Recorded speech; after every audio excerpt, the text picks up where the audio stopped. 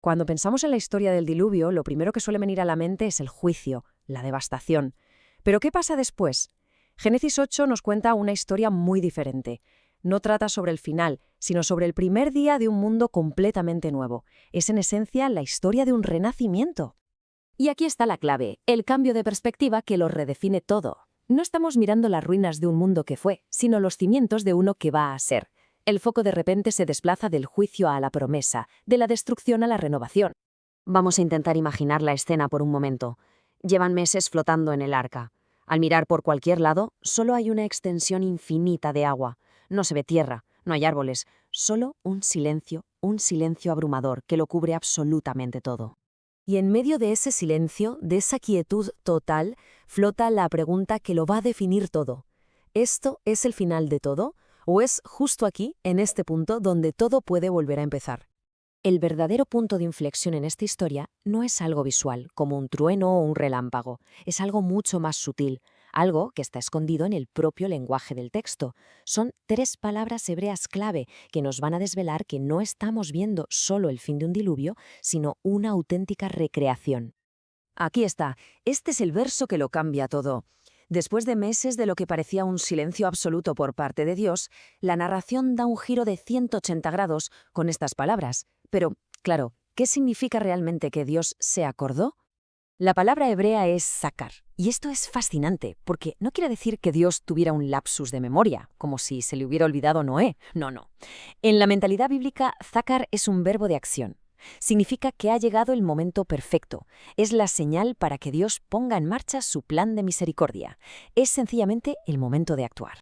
¿Y cómo actúa Dios? Pues hace pasar un ruaj sobre la tierra. Esta palabra, ruaj, puede traducirse como viento, pero también como espíritu. Y aquí es donde la cosa se pone brillante. Es exactamente la misma palabra que se usa en Génesis 1, cuando el Espíritu de Dios se movía sobre las aguas en la creación original. Es como si el autor nos estuviera diciendo a gritos, atención, que está ocurriendo un nuevo Génesis. Y esta nueva creación no es para nada caótica. El mismo Dios que desató el juicio ahora lo detiene con un orden perfecto. Envía el viento, las aguas empiezan a bajar, las fuentes se cierran. Hay un control deliberado que transforma el caos en orden. Y esto demuestra que todo el proceso, de principio a fin, está en sus manos. Y con esto llegamos a la tercera palabra clave, Nuaj. El arca reposó en los montes de Ararat. Pero lo increíble de verdad es que esta palabra, Nuaj, es la raíz del propio nombre de Noé, Noaj, que significa descanso. El hombre llamado descanso encuentra por fin reposo. Es una simetría poética y teológica, es que es perfecta. Una vez que el arca está ya quieta, la historia sigue con uno de los momentos más famosos, ¿verdad? El envío de las aves. Pero ojo, que no son solo 2 pájaros, son en realidad 2 mensajes teológicos con alas. Primero, Noé envía el cuervo, un ave que era considerada impura.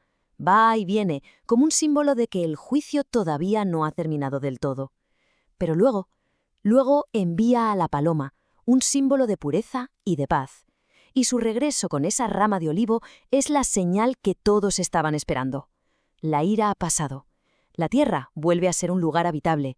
La restauración ha comenzado. Pero aquí pasa algo muy curioso.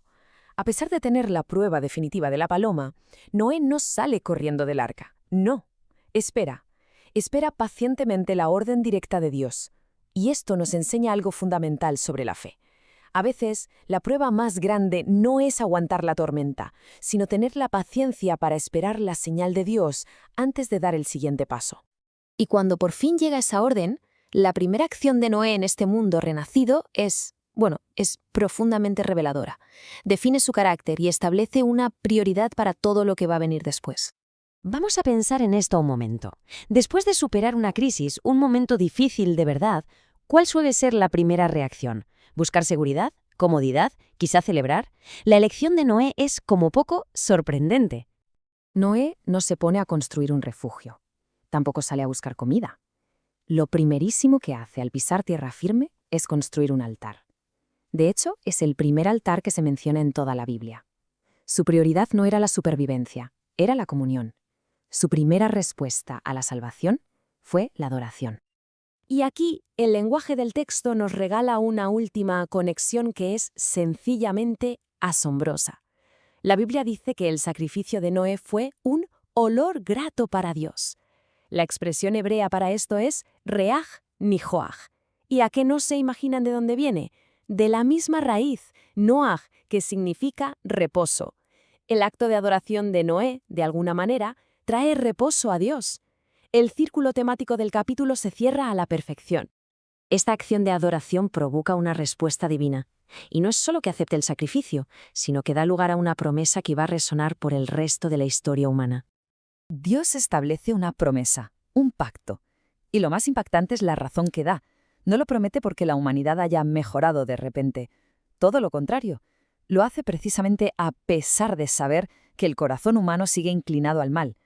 Es una promesa que no se basa en nuestro mérito, sino que se basa, pura y llanamente, en su gracia. Entonces, ¿con qué nos quedamos de todo esto? Pues con lecciones increíblemente prácticas. Que las tormentas no duran para siempre. Que la fe de verdad sabe esperar. Que la adoración debería ser la primera respuesta tras la prueba. Y sobre todo, que nuestra seguridad no depende de lo perfectos que seamos, sino de la fidelidad de Dios. En resumen, el viaje de Génesis 8 es un reflejo a pequeña escala de una historia mucho más grande. Es el paso del caos más abrumador a un reposo ordenado, y todo guiado en cada momento por la mano de Dios. La lección fundamental es que el juicio nunca es la última palabra de Dios. Su carácter siempre se inclina hacia la misericordia, hacia la restauración y hacia la oportunidad de un nuevo comienzo. Incluso en los silencios más largos, cuando parece que no está pasando absolutamente nada, esta historia nos asegura que la voz de Dios volverá a escucharse, trayendo dirección, consuelo y una nueva misión. Y esta es la promesa final del capítulo, la idea que lo resume todo. El caos no es permanente. El reposo ese, noaj, es el destino final que Dios tiene preparado. Lo que nos deja con una última reflexión. Si el diluvio nos reveló la seriedad de la justicia divina, entonces esta historia de un mundo que renace, de un pacto incondicional, de un nuevo comienzo, ¿qué nos revela sobre la verdadera naturaleza y el deseo más profundo del corazón de Dios?